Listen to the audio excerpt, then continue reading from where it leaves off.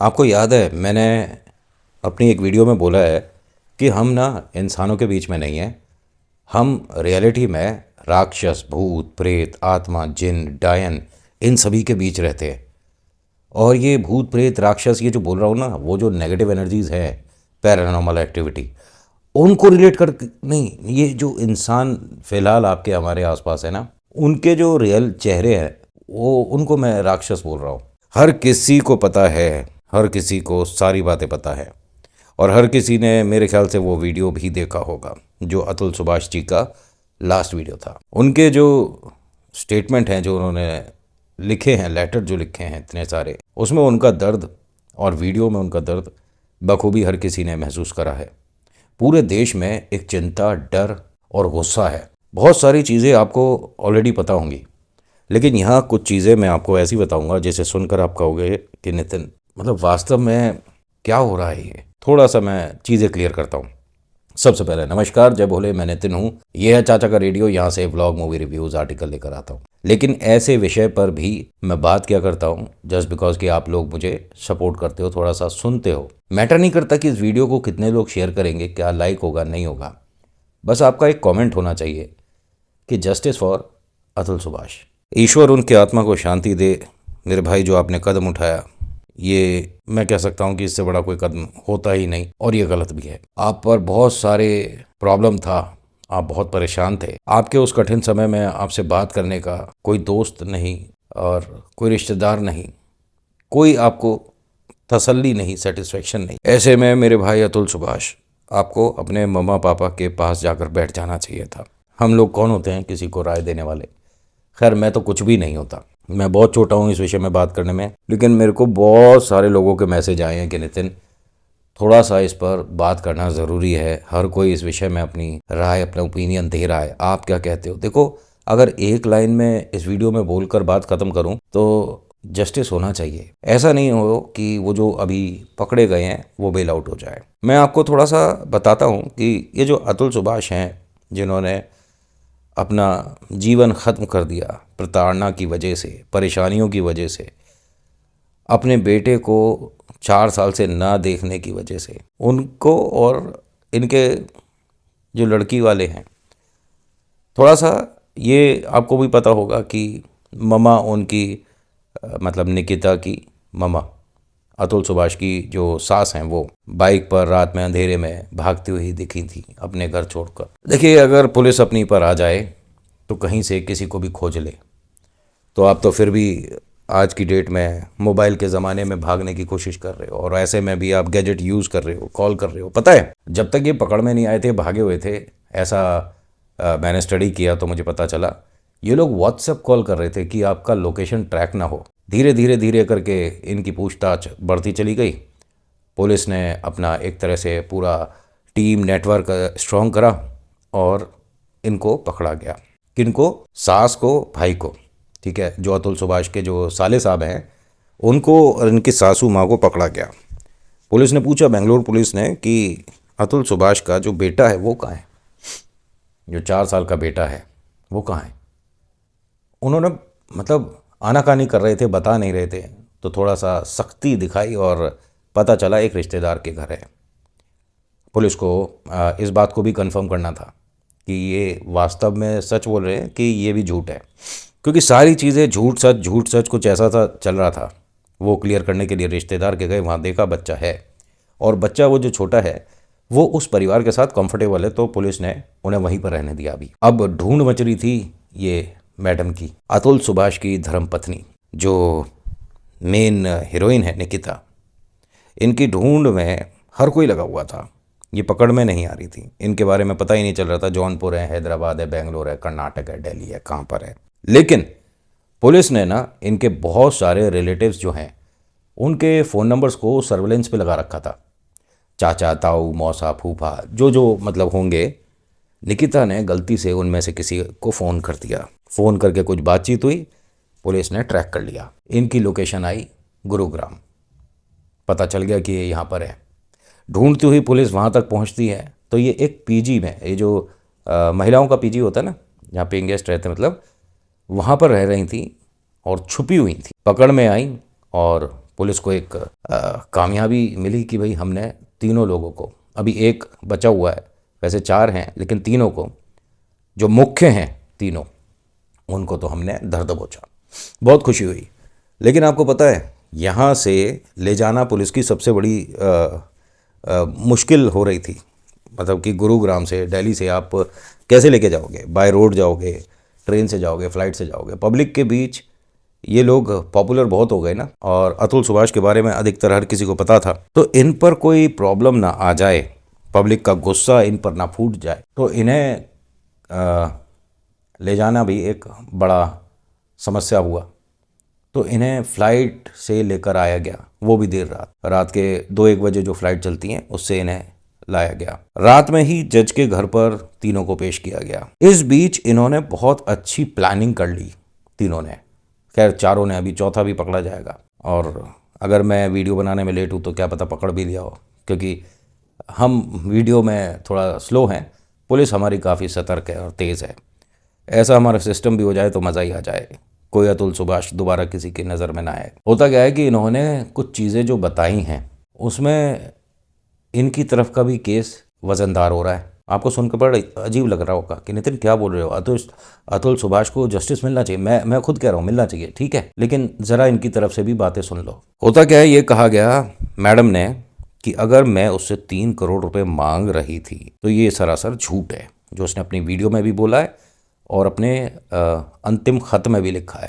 वो जो उसने काफ़ी सारे लेटर्स लिखे हैं, मेरे ख्याल से 24-25 पन्नों का उन्होंने अपना दुख लिखा है, उसमें भी 3 करोड़ रुपए का जिक्र है। उन्होंने कहा ये सरासर झूठ है। दूसरा कि अगर मैं उसको पैसों के लिए ही परेशान कर रही थी तो मैं इतने समय से, इतने साल से उससे अलग हूँ, मैंने तो उसके साथ रहकर फिर पैसों में मौज लेनी चाहिए थी, मैं अलग क्यों हुई अगर मुझे पैसे ही उसके उड़ाने थे तो। एक और बात, इतने समय तक ना इन्होंने कोई बातचीत नहीं करी कोर्ट में। ये इनकी वाइफ ने साफ बोल दिया कि मुझे उससे बात करनी ही नहीं होती थी। जब हमारा कोई इंटरेक्शन नहीं, कोई बातचीत नहीं, तो मैंने उसे कब ऐसा बोल दिया और कब मैंने उसे परेशान कर दिया?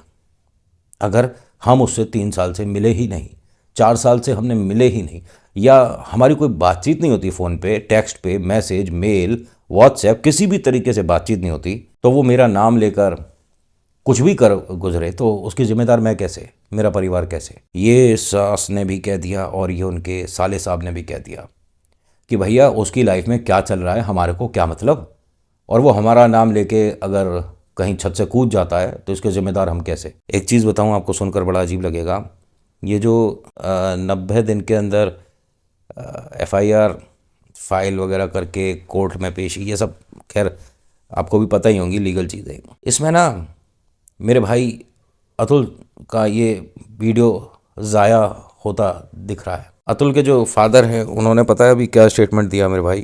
कहते हैं कि पहली बात तो हमें अपने पोते से मिलना है। मेरे बेटे ने बोला है कि मेरे पोते का रहन सहन, पालन पोषण सब मेरे माता पिता करें, मतलब अपने दादा बाबा के पास रहेगा। ये उससे हमें मिलवाया नहीं गया अभी तक, हम उसे देखना चाहते हैं क्योंकि मेरा जीवन भी कुछ अब ज़्यादा नहीं रहा। ये अतुल जी के पापा ने बोला है।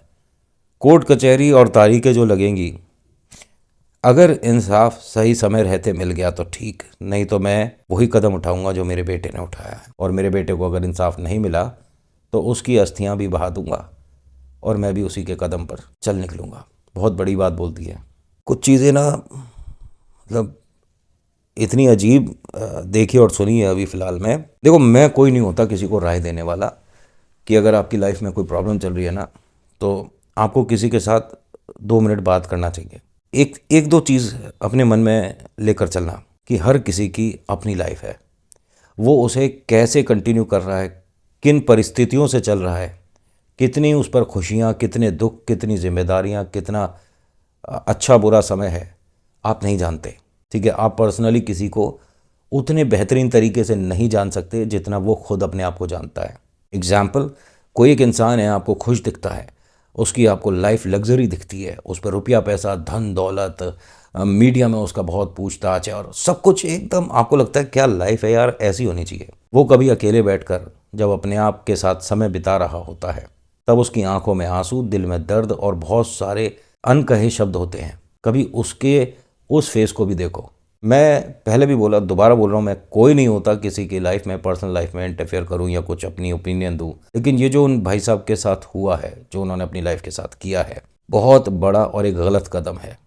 आप जितने भी परेशान थे मेरे भाई, आपको सिस्टम पर भरोसा नहीं रहा, आपको कोर्ट कचहरी वकील पुलिस किसी पर यकीन नहीं रहा, अपने मम्मी पापा पे यकीन करना चाहिए था।